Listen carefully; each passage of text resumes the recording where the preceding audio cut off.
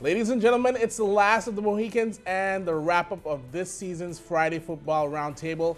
I'm pulling out all the stops. D to the G is here. Alison Borvanek is here. But this week, we've got a man who's been in the trenches for real, for real. He's even got the Super Bowl rings to prove it. Ladies and gentlemen, Big Ro. Rolling Williams, if you're nasty. Thanks for joining us, Ro. Hey, it's great to be here, man. This is a special week for sports, and it's so exciting. All right, for sure. So first of all, we want to get your perspective of the big game. We all know the big game from watching it on TV, but we actually have a man who's lived it and breathed it. Tell us about the Super Bowl from the first time you guys get off the plane for that big week. Well, first off, you got to think about in any profession when you can get to the top of what you do, it's a wonderful thing. If you're a doctor, lawyer, it doesn't matter what you are. The Super Bowl is sort of the crowning moment for you to be at your best. And so it feels like a dream, like you're watching TV and you're like in it. So you show up to the game from all the media, for all the fanfare, you get letters from countries you never heard of. It's really an exciting celebration of football and your family. Just it culminates your entire career. But after you get over that, you got to win the football game. Because if you do not win the football game, it is a worse experience you could possibly have. And so you shift gears quickly, you get into your focus, and then it's all about leading up to this Sunday. You want to play the best game you could possibly play in your entire life. You're in front of the world, and you want to look good. And so I know what they're doing now. They're focusing. They're going over their playbook. I went over mine like about 900 times. While I'm brushing my teeth, I'm just sleeping, dreaming, because you never know when your number's going to be called. You just want to play well. Definitely. So we all know at this point, of course, this is going to be the Packers and the Steelers. Earlier this week, we took the liberty of hitting the streets to getting some reactions from our local fans, Green Bay Packers, Steelers, and actually went right down the middle. Let's check out some of these interviews. This weekend, who are you going with? Definitely we're going with the Green Bay Packers, for sure. You want to call a score? 21-7. I'm going to go with the Pittsburgh Steelers. Go Steelers. Going with the Packers. Because I don't like the Steelers at all whatsoever. Strongly dislike them. I'm not going to be willing to call a score. All I'm going to say is we are going to have a W and another ring. And for all of you out there who are rooting against us because you don't want us to get another ring, we are going to do it because we are the Pittsburgh Steelers. Here we go, Steelers. Here we go. And I got to tell you, I totally agree with Nadia, and I'm going with the Steelers. The Steelers' offense survived without its leader, Ben Roethlisberger, for 4 games to start off the season, and has since done what the Steelers do with their offense, and that is play well.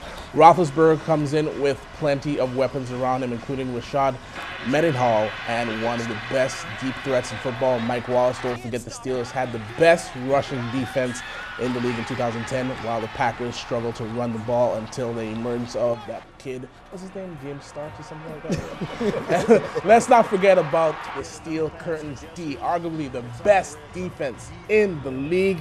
I am going with the Pittsburgh Steelers. Black and yellow, not a bite like Lil Wayne did the other day with the green and purple, whatever it is. Yeah. Big Ro, who you going with? First off, can I say you're a very intelligent man? It's obvious that you know football, and that is celebrated by this pick. Now, I make this pick not only for the reasons you said, but also this. The Pittsburgh Steelers have 18 guys that played in a Super Bowl and won together, won 2 Super Bowls, 18 guys that won a Super Bowl.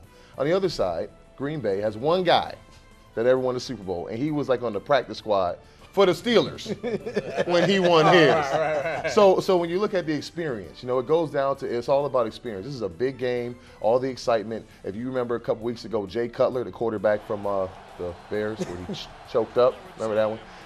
It happens in big games all the time. So I just believe that in a big game, you got to go with the experienced guys, 18 veterans going into the biggest game in the world. They've been there before. They're calm. Green Bay is new, is fresh. If 4 or 5 guys them start choking up, the Steelers going to capitalize. So Pittsburgh Steelers, black and yellow, black and yellow. There we go. Which is a great pick. And obviously, this is so strange because the way that the dynamic of this table is actually split right in the middle. You guys go ahead and take it away. Well, I got to be honest with you. You guys got some pretty convincing reasons right over there. But, kind of the opposite of what our big friend Big Rose here is saying. I think the Packers have a lot to prove. I think they've got the ghost of Brett Favre. that they're fighting, as well as the Pittsburgh Steelers on the other side. You cannot forget the Green Bay Packers are the #2 defense in the league, of course, second to your Pittsburgh Steelers, of course. But they've got, I think, the X factor on their side, which is Clay Matthews, coming off at the end, putting those big hits on Big Ben. I do not see Big Ben getting away from him this time. I know he likes to, run around and try to get the ball down the field. I just don't see it happening this time. The 3-4 is coming down.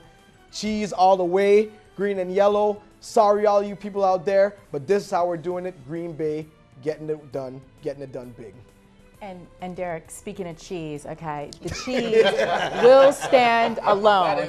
Trust me, guys. Or a piece of cheese. Fellas, and it's also my lunch, so back off. Okay. Yeah, Green Bay all the way. I think this is going to be a fairly high-scoring game, 31-21 Green Bay.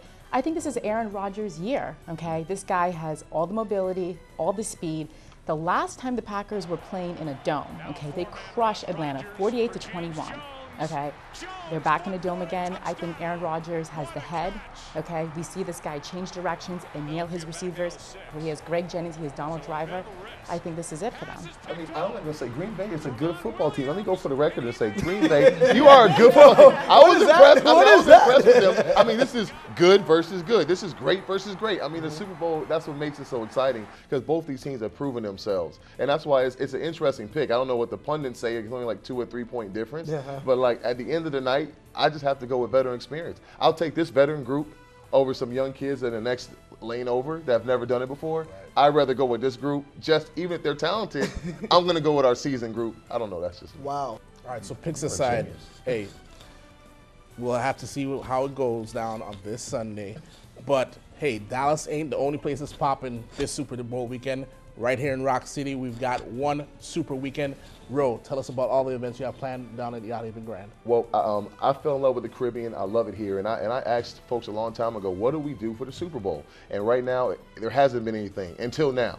The Coors Light One Super Weekend is a great time for people to come together. It's all at Yacht Haven Grand. We start out Friday night, awesome, big party over at Fat Turtle, having fun. I got my NFL guys coming in, like showing like NFL films and great Super Bowl moments, and I might squeeze in some big row highlights in there, while you're having, a little libation. And so I said, but also I brought the Vince Lombardi. The Vince Lombardi is the trophy that we get for winning the Super Bowl. A lot of people don't know that Tiffany's, who makes them, gives each player their own individual to scale replica. Oh, wow. And so it's real awesome. So I brought Vince. So Vince is here for folks that love football. Take a picture with the Vince Lombardi trophy. You'll love it. It's really heavy and awesome.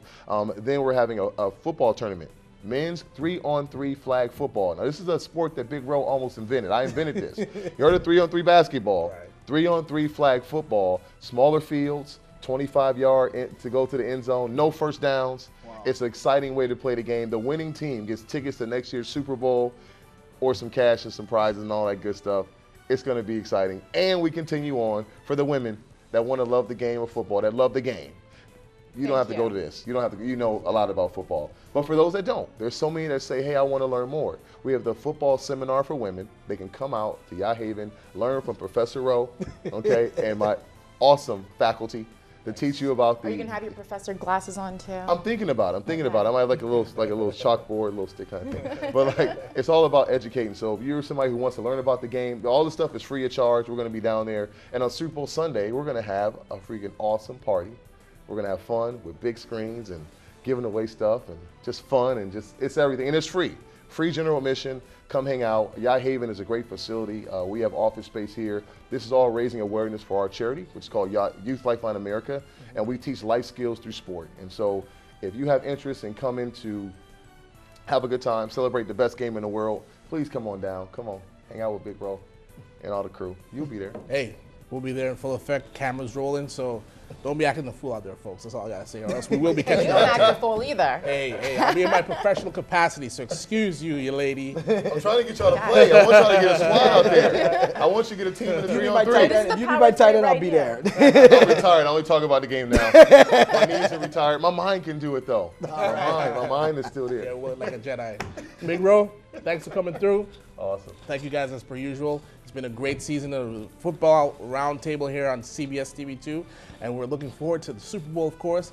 Black and yellow, I think that's going to be the squad to roll with, y'all. Anyway, Sandy, I see you were in black and yellow yourself today. Back to you.